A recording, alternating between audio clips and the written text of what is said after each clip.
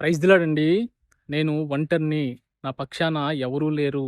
అందరూ ఉన్నా నేను ఒంటరిగానే బతుకుతున్నాను.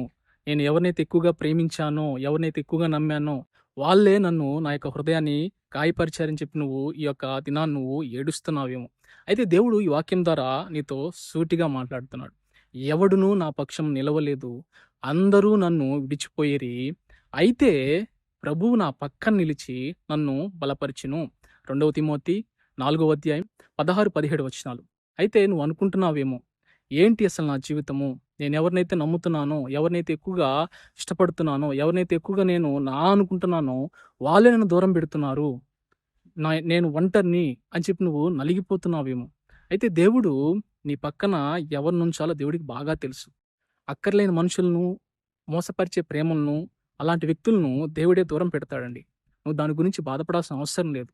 ఎందుకంటే నీకు ఎవరైతే హాని చేస్తారో, హాని అని దేవుడికి తెలుసో వారిని నుంచి దూరం చేసి నీ పక్కన ఎవరుండాలో వారినే పెడతాడండి.